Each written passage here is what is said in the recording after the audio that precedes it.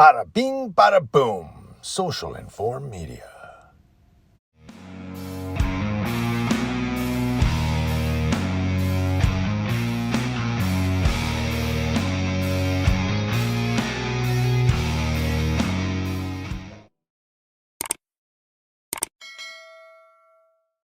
This story comes to us from WFAA.com, which we know as ABC 8. It's out of McKinney, Texas. And Vicki Baker, 78 years old, she's beaten cancer. That's right, she's a fighter. She knows how to tuck in her toes and stand and fight. Well, it's no surprise her name is connected to a landmark federal court win that ordered the city of McKinney, Texas to pay her nearly $60,000 for destroying most of her home while pursuing a wanted man. Throughout the country, state and federal judges almost always side with the police and other agencies when they cite sovereign and governmental immunity claims for damages to property. So in other words, they're chasing this guy, he just happens to look over, run through your door, cops come in there, they destroy your home and go, hey, we're trying to catch a felon, okay? And the judges usually side with them and go, no, they have immunity, they were chasing a felon. Well, in McKinney, Texas, this landmark federal decision says, no, you're going to pay her $60,000. You destroyed her home. Baker and her attorneys used a novel legal approach to sidestep governmental immunity claims, and legal argument resonated with the U.S. Fifth Circuit Court of Appeals. That's federal, baby. The Fifth Circuit found the city of McKinney, a governmental entity, must pay an innocent property owner whose property was damaged or destroyed by the police. Of course it was. The city is challenging the decision and is not commenting until the legal battle is over. But Baker and attorneys are talking, and they think their case may potentially land at the doorstep of the U.S. Supreme Court.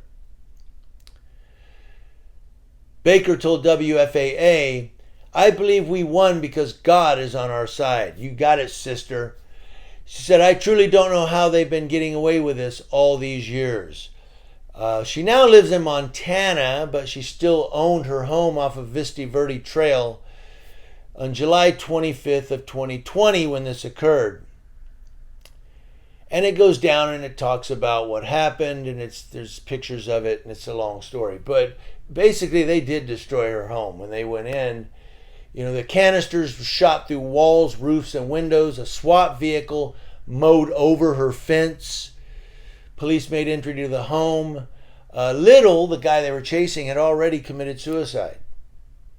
But by the time McKinney police left, Baker says more than $50,000 in damage had been done. She says, I think it was close to $70,000. Well, she's going to get about $60,000 in the end. Of course, they would win the whole thing. But she's talking about flooring, fencing, appliances. Everything had to be repaired. 78 years old. Guy decides to go in her house. The cops go there and destroy it.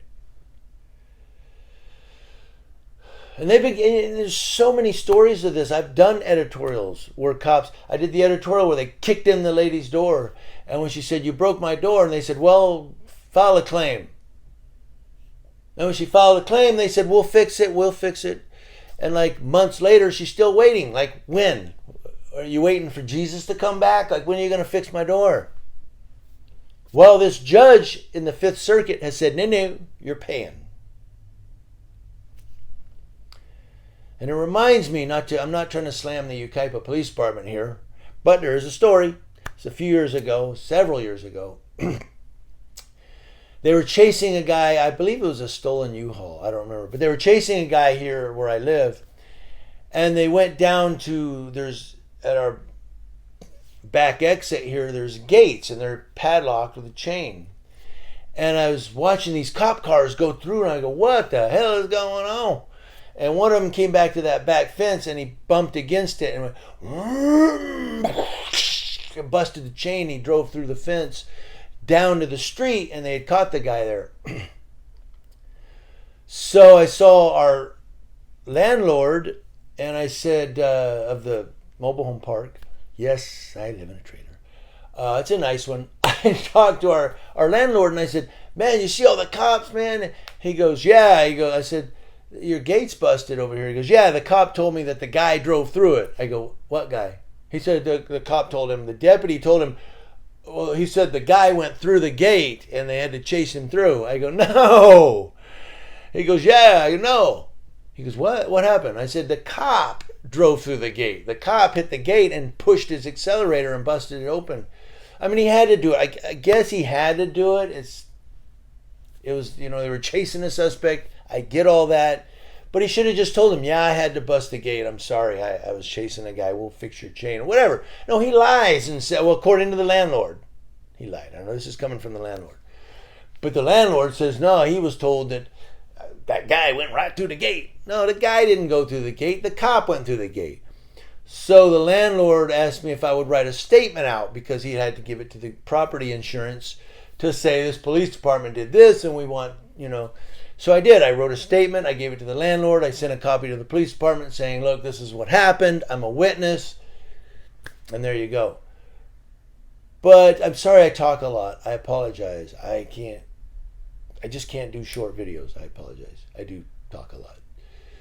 But the gist here is cops that destroy property and then go, I don't know what happened.